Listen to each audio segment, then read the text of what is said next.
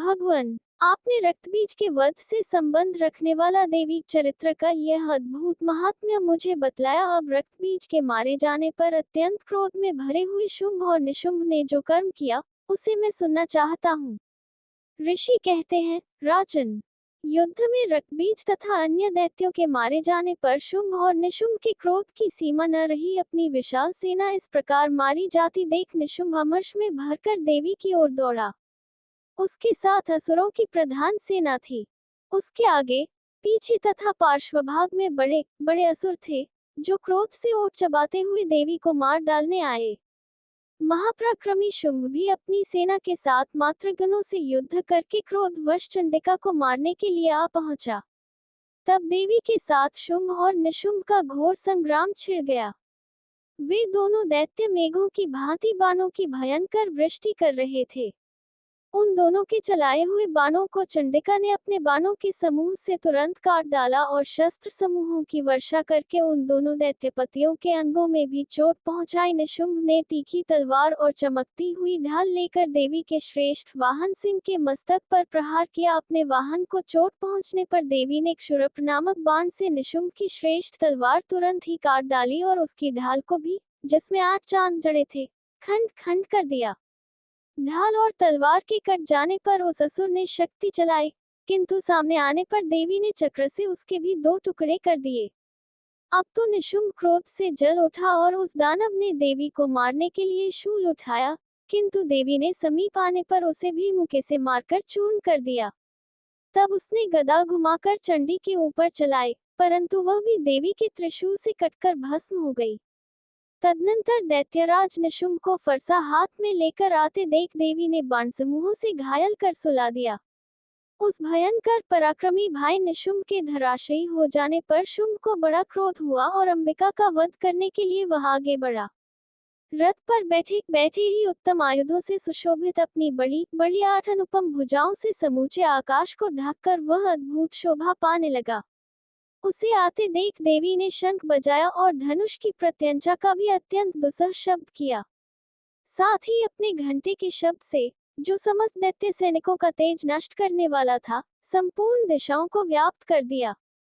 तदनंतर सिंह ने भी अपनी दहाड़ से, जिसे सुनकर बड़े बड़े गजराजों का महान मद दूर हो जाता था, आकाश, पृथ्वी और 10 दिशाओं को गुंजा दिया। फिर काली ने आकाश में उछलकर अपने हाथों से पृथ्वी पर आघात किया। उससे ऐसा भयंकर शब्द हुआ, जिससे पहले के सभी शब्द शांत हो गए। तत्पश्चात शिवदूती ने दैत्यों के लिए अमंगलजनक अट्टहास किया। इन शब्दों को सुनकर समस्त असुर थर्रा उठे, किंतु शुंभ को बड़ा क्रोध हुआ। उस समय देवी ने जब शुंभ को लक्ष्य करके कहा, ओ दुरात्मन, खड़ा रह, खड़ा रह। तभी आकाश में खड़े हुए देवता बोल उठे, जय हो, जय हो। शुंभ ने वहां आकर ज्वालाओं से युक्त अत्यंत भयानक शक्ति चलाई। अग्नि में पर्वत के समान आती हुई उस शक्ति को देवी ने बड़े भारी लूके से दूर हटा दिया। उस समय शुंभ के सिंहनाद से तीनों लोग गूंज उठे। राजन, उसकी प्रतिध्वनि से वज्रपात के समान भयानक शब्द हुआ, जिसने अन्य सब शब्दों को जीत लिया। शुंभ के चलाए हुए बाणों के देवी ने और देवी के चलाए हुए बाणों के शुंभ ने अपने भयंकर बाणों द्वारा सैकड़ों और हजारों टुकड़े कर दिए। तब क्रोध में भरी हुई चंडिका ने शुंभ को शूल से मारा। उसके आघात से मूर्छित हो वह पृथ्वी पर गिर पड़ा। इतने में ही निशुंभ को चेतना हुई और उसने धनुष हाथ में लेकर बाणों द्वारा देवी, काली तथा सिंह को घायल कर डाला। फिर उस दैत्यराज ने 10,000 बाहें बनाकर चक्रों के प्रहार से चंडिका को आच्छादित कर दिया।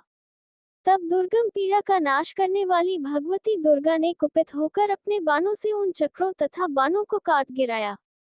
ये देख निशुंभ दैत्य सेना के साथ चंडिका का वध करने के लिए हाथ में गदा ले बड़े वेग से दौड़ा।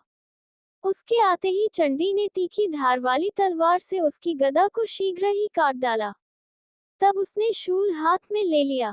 देवताओं को पीड़ा देने वाले निशुंभ को शूल हाथ में लिए आता देख चंडिका ने वेग से चलाए हुए अपने शूल से उसकी छाती छेद डाली। शूल से विदीर्ण हो जाने पर उसकी छाती से एक दूसरा महाबली एवं पराक्रमी पुरुष खड़ी रह कहता हुआ निकला। उस निकलते हुए पुरुष की बात सुनकर देवी ठठाकर हंस पड़ी और खड्ग से उन्होंने उसका मस्तक काट डाला। फिर तो वह पृथ्वी पर गिर पड़ा। तदनंतर सिंह अपनी दाढ़ों से असुरों की गर्दन कुचल कर खाने लगा। ये बड़ा भयंकर दृश्य था। उधर काली तथा शिवदूती ने भी अन्यान्य दैत्यों का भक्षण आरंभ किया। कौमारी की शक्ति से विदीर्ण होकर कितने ही महादैत्य नष्ट हो गए। ब्रह्माणी के मंत्रपूत जल से निस्तेज होकर कितने ही भाग खड़े हुए। कितने ही दैत्य माहेश्वरी के त्रिशूल से छिन्न भिन्न हो धराशायी हो गए। वाराही के थूथुन के आघात से कितनों का पृथ्वी पर कचूमर निकल गया। वैष्णवी ने भी अपने चक्र से दानवों के टुकड़े टुकड़े कर डाले। इंद्री के हाथ से छूटे हुए वज्र से भी कितने ही प्राणों से हाथ धो बैठे। कुछ असुर नष्ट हो गए, कुछ उस महायुद्ध से भाग गए तथा कितने ही काली, शिवदूती तथा सिंह के ग्रास बन गए।